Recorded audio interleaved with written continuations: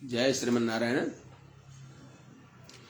3-4 दिन भयो किन यस बीच बीचमा अलिकता व्यवधान गर्छ, सबैतिरको समस्या हो कि कसो हो। त्यो के मन्त्र भन्ने त त्वम देव्यादि परायण रसाया स्थानमिच्छता उद्धृतासि नमस्तुभ्यं पापमानं मे प्रणाशय। त्वम हे देवी, हे भगवती भूदेवी, त्वम हजुर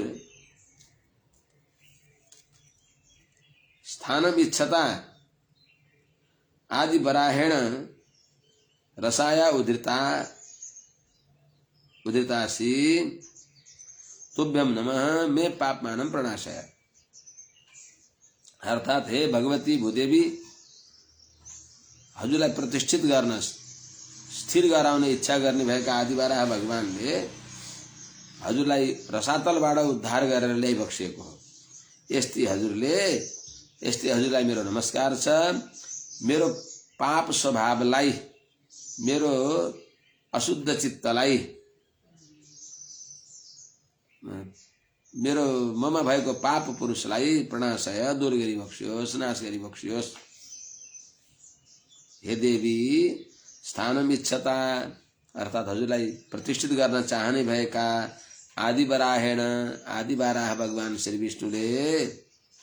विष्णुद्वारा त्वम हजुर रसाया उद्धृतासि रसातलबाट उद्धार गरिएकै हुनुहुन्छ। हजुर रसातल डुब्नु भएको थियो।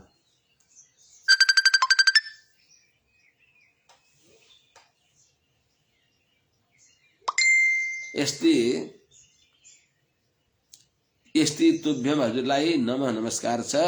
मे पापमानं प्रणाशय, मेरो ममा भएको पाप स्वभावलाई दूर गरी बक्सियोस्, विशुद्धान्तःकरण मेरो बनाइदिई बक्सियोस्।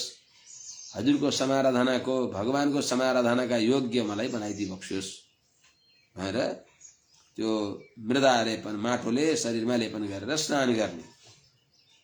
माटाले शुद्धि हुन्छ धेरै। मृदा त्वयेन शुद्धि स्यात् न क्लेशो न धनव्ययः यस्य शौचेपि शैथिल्यम चित्तम तस्य परीक्षितम। हामीले साबुन, सर्फहरू, सेम्पूहरू के लगाएर नुहाउँछौँ, तर साँच्चै राम्रो शुद्ध माटो ल्याएर स्नान गर्ने भने केश कति नरम हुन्छ। त्यसो हुनाले अब विधान पनि छ, स्वास्थ्यकर पनि हुन्छ।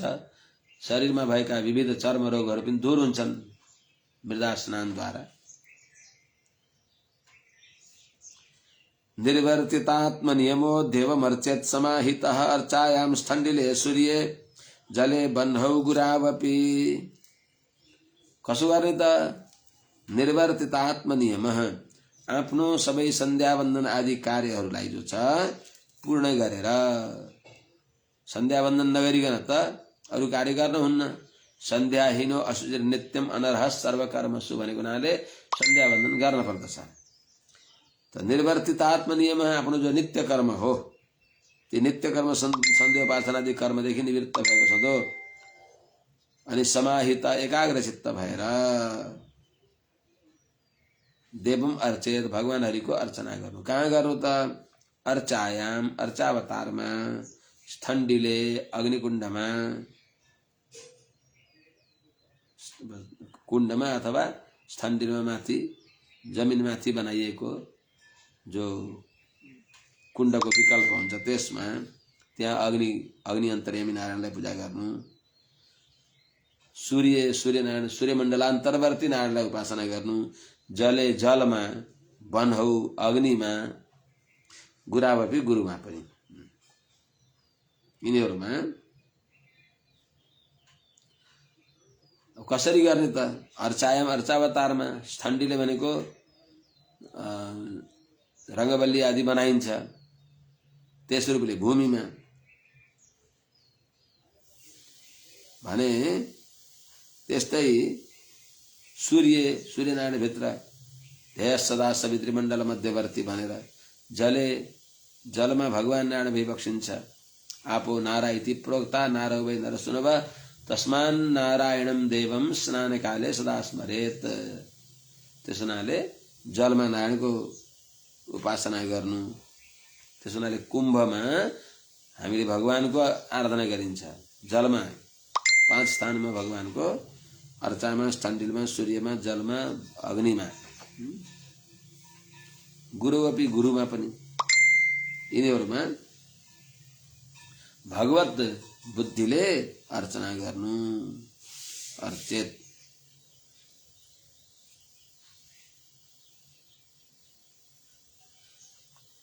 के भनेर प्रार्थना गर्ने त? प्रार्थना गर्ने मन्त्र बताए नमस्तुभ्यं भगवते पुरुषाय महीयसे सर्वभूत निवासाय वासुदेवाय साक्षिणे।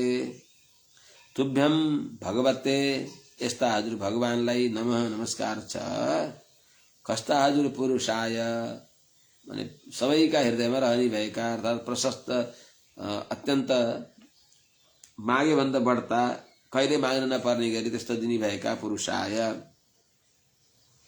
यस्ता हजुर महीयसे महपूजायम परम पूज्य भइबक्सिन्छ, वन्दनीय भइबक्सिन्छ।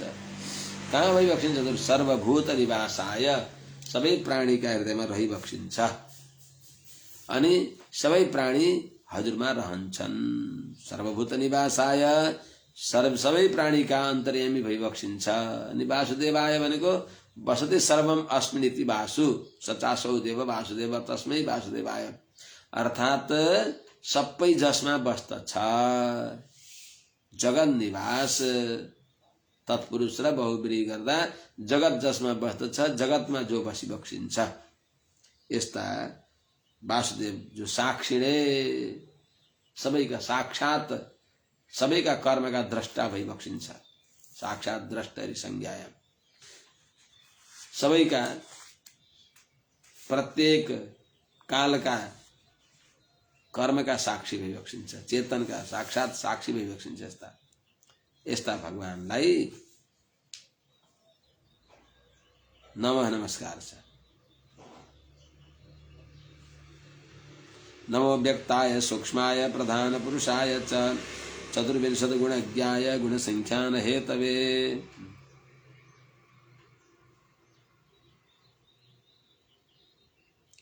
यदि भगवान सबै प्राणीका हृदयमा रहिबक्सिन्छ, सबैका कर्मका साक्षी भइबक्सिन्छ भने त्यस्ता भगवान सबैले दृश्य किन भइबक्सिन्न? सबैले किन देख्न सक्दैन भन्दा अव्यक्ताय, प्रकृतिका पदार्थलाई जुन उपकरणले इन्द्रिय आदिले जान्न सकिन्छ, देख्न सकिन्छ, तीद्वारा भगवानलाई देख्न सकिन्न। भगवान हुँदै हुनुहुन्न होइन, भगवानका दिव्य मङ्गल विग्रहले युक्त भएका भगवान विराजमान भइबक्सिन्छ। त्यस्ता भगवानलाई देख्न, दिव्य भगवानलाई देख्न प्राकृत इन्द्रियहरूले देख्न सकिन्न। अप्राकृत दिव्य मङ्गल विग्रह देख्नको लागि भगवानका अनुग्रहले अप्राकृत दिव्य दृष्टि मिल्न पर्दछ। दिव्यम ददामि ते चक्षुः पश्य मे योगमैश्वरम, भगवानले भनिबक्सिएको छ। त्यस हुनाले त्यस्ता चक्षुरादि इन्द्रियका जो अविषय भइबक्सिन्छ, अगोचर भइबक्सिन्छ, किन भन्दा सूक्ष्माय, अतिशय सूक्ष्म भएको जीवात्मा त्यहाँका भित्र नै प्रवेश गर्ने हुनाले कसरी देख्छ त?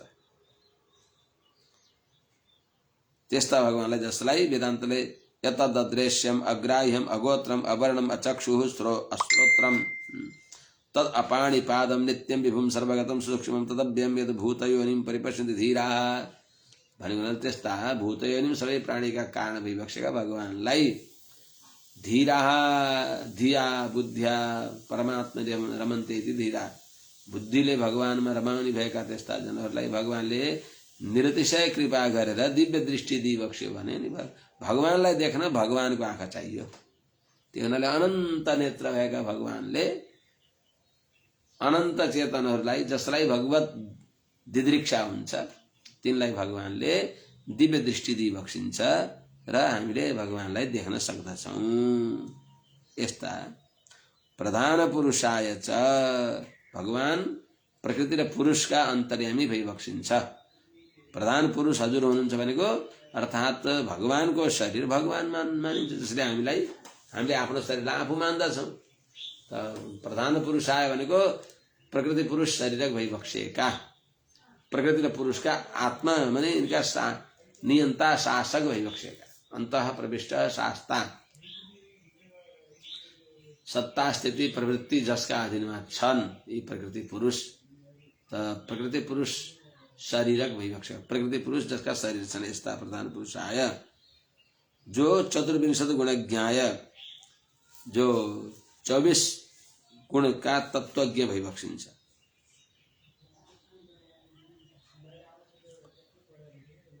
चतुर्विंशति गुणज्ञाय चतुर्विंशत आर्ष प्रयोग 24 गुण का यथार्थ ज्ञाता भइबक्सिन्छ। 24 गुण भनेको पंच सांख्य का आधार में एक थरी हुन्छ, एक थरी यहाँ पंच महाभूत, पंच तन्मात्रा, पंच ज्ञानेन्द्रिय, पंच कर्मेन्द्रिय, मन, बुद्धि, अहंकार, चित्त। मन, बुद्धि, चित्त, अहंकार अथवा मन मन पकारेण युक्तम फकारेण तो अहंकृति बकारेण भकारेण महान प्रकृति रुच्यते। महत्वत्व मन, महत्वत्व प्रकृति, बुद्धि यी 4 गर्दा 24 हुन्छ। यस्ता अनि गुण संख्यान हेतवे सत्वादि गुणहरूका पनि जो गणना गर्ने कारण भइबक्सिन्छ। अर्थात सांख्य शास्त्र का प्रवर्तक कपिल रूप भइबक्सेका यस्ता हे भगवान हजुरलाई पनि प्रधान पुरुषाय च चतुर्विंशत गुणज्ञाय तुभ्यम नमः यस्ता हजुरलाई मेरो नमस्कार छ। यस प्रकारले प्रार्थना गर्नु पयव्रत गर्दा भगवानलाई पूजा आराधना गरेर यस प्रकारले नमो द्विश्रेष्ठे त्रिपदे चतुश्रृंगाय तन्तवे सप्तहस्ताय यज्ञाय त्रैविद्यात्मने नमः। अब चत्वारि श्रृंगा त्रयोश्च पादादे शीर्षे सप्तहस्ता स्वस्य त्रिधा बद्धो वृषभोरो रवीति महो देवो मर्त्या आविवेश। यही मंत्र को अर्थ जस्तै हो। यसको पनि अझ सूत्र नमो द्विशीर्षे भगवान 2 शिर भएका भइबक्सिन्छ। प्रायणीय र उदयनीय यस्ता शिर भएका, त्रिपदे 3 सवन रूप भइबक्सेका, चतुश्रृंगाय 4 सिंह छन् जसका अर्थ 4 वेद छन् सिंह जसका, तन्तवे हामीले गरेको कर्मको फललाई जसले दिइबक्सिन्छ विस्तार गरिबक्सिन्छ, सप्तहस्ताय 7 छन्द छन् हात जसका, गायत्री त्रिष्टुप जगति अनुष्टुप गायत्री विष्णु अनुष्टुप बृहति पंक्ति त्रिष्टुप जगति 7 छन्द छन् 7 हात जसका। और प्रकारांतर में 7 विभक्ति छन् 7 हात जसका। सौजस मठ छष्टाभ्याम 20 इत्यादि जो छन्, सुऔजस अम औट सस इत्यादि जो छन् तिनी त्रैविद्यात्मने अर्थात वेदत्रय द्वारा जो ज्ञेय भइबक्सिन्छ। यस्ता जो यज्ञाय यज्ञ स्वरूप साक्षात यज्ञ भई विष्णु भनेको हुनाले यज्ञ मूर्ति भइबक्सेका यस्ता भगवान विष्णुलाई त्रैविद्यात्मने अर्थात वेद वेद्य भइबक्सेका यस्ता भगवानलाई त्रिधा बद्धो वृषभोरो रवीति महो देवो मर्त्या भनेको भने अनुसार वेदत्रय द्वारा प्रतिपाद्य भइबक्सेका यज्ञ स्वरूप भइबक्सेका भगवानलाई नमः नमस्कार छ।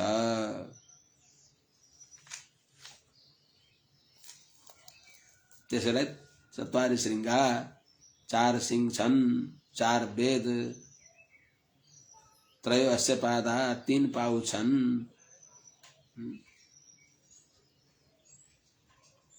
यसलाई महाभाष्यकारले महाभाष्यमा यसलाई उद्धृत गरेर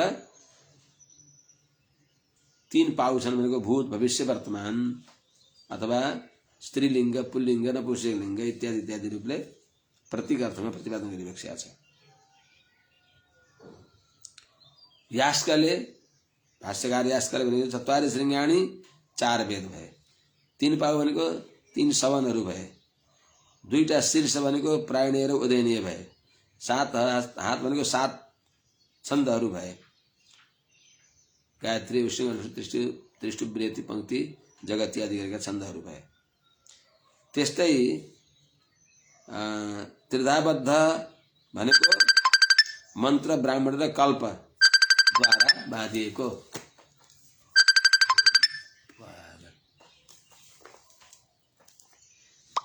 यस्तो यस्तो वृषभ ऋषभ श्रेष्ठ सबै प्रकारको फल प्रदान गर्ने वाला उहाँले अर्थात रोरवीति भनेको खूब धनी गरी बक्सिन्छ वेदत्रयद्वारा। जस्तै यदेन मृगभिः संसन्ति यजुभिः यजन्ति सामभिः स्तुवन्ति इत्यादि, गायन्ति एवं सामगा इत्यादि भनेको हुनाले महोदेवः यज्ञमूर्ति भगवान अत्यन्त दिव्य तेजले युक्त भइबक्सेका, भगवानले अनुग्रह गरेर दिएको विशुद्ध मन रूपी आँखाले देखिने भएका महोदेव, अथवा शब्दात्मक भएका भगवानले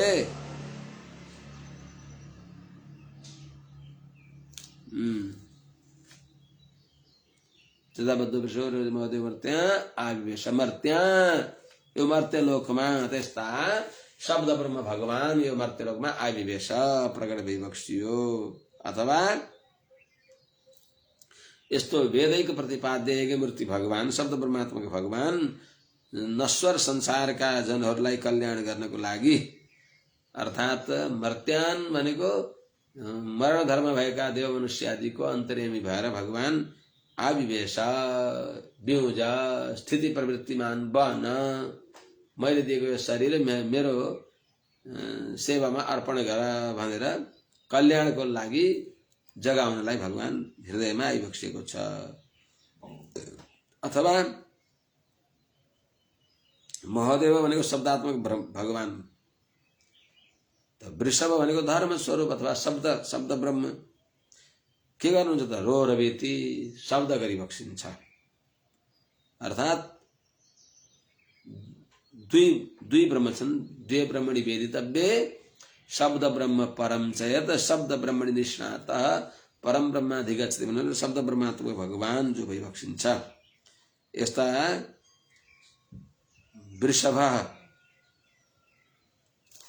वृषभ नाम द्वारा जानिने भएको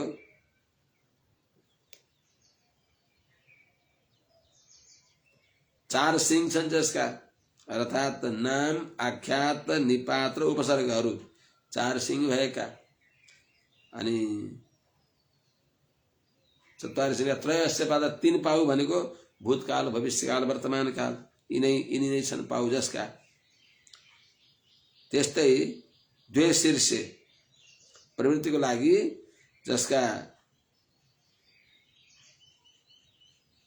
प्रवृत्ति निमित्त तदाश्रय 2टा शीर्ष छन्, जसका सप्त हस्ताशो अस्य जसका 7 हात छन्, 7 विभक्तिहरू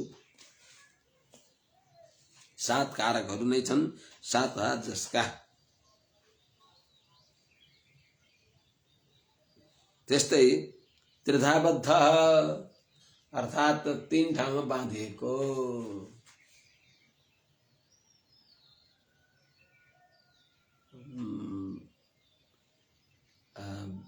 के अरे वैखरी मध्यमा इत्यादि रूपले, अर्थात वक्षस्थलमा कण्ठमा र शिरमा यो स्थानत्रयमा रहेको वैखरी मध्यमा आएन, उत्तमा मध्यमा वैखरी, यस रूपले शब्द प्रवृत्तिका 3 निमित्तले रहेका यस्ता जो शब्द ब्रह्म भइबक्सिन्छ, यस्ता शब्द ब्रह्मात्मक भगवानलाई मेरो नमस्कार छ भन्दै नमः शिवाय रुद्राय नमः शक्तिधराय च सर्वविद्याधिपतये भूतानां पतये नमः। नमः शिवाय, शिव का अंतर्यामी शिवाय शिवलाई नमः शिवाय भनेको शरीरवाचका शब्दः शरीरिणी परिवश्यन्ति भने अनुसार शरीरलाई कहने शब्दले तदन्तर्यामीलाई प्रतिपादन गर्ने हुनाले शिवाय नमः भनेको शिवका भित्र रहने भएका जो साक्षात शिव हो, वास्तवमा जो शिव हो, त्यो वास्तवमा शिव त निरतिशय कल्याण गर्ने वाला त भगवान नारायण भइबक्सिन्छ, निरुपाधिक कल्याण गर्ने वाला। त्यसै हुनाले सर्व शब्द वाच्य भगवान भइबक्सिन्छ। नमः शिवाय शिवान्तर्यामी भइबक्सेका, नमः शक्तिधराय च शक्तिका सबै शक्तिलाई धारण गर्ने भएका, सर्व विद्याधिपते सबै विद्याका वास्तवमा अधिपति भइबक्सिन्छ। ज्ञानानन्दमयम देवम निर्मला स्फटिकाकृतिम आधारम सर्व विद्यानां सबै विद्याका अधिपति भइबक्सिन्छ। भूतानां पतये नमः सबै प्राणीहरूका स्वामी जो भइबक्सिन्छ। यहाँ सरस्वती ईशानाय विद्याधिपते विद्यार्थम गिरीशम विद्या प्राप्तिको लागि शिवजीको उपासना गर्नु भनिएको छ। त्यसैले विद्याधिपति भनेको शिवजी भन्या हो भन्ने अर्थ लाग्दछ। यथार्थमा सर्व विद्याधिपते भनेको हे हयग्रीव भगवान हे हयग्रीव भगवान यस्ता हजुरलाई जो सबै प्राणीका स्वामी भइबक्सिन्छ यस्ता हजुरलाई नमः। तीनटा नमः, नमः शिवाय, नमः शक्तिधराय अनि भूतानां पतये नमः। नमो हिरण्यगर्भाय ब्रह्म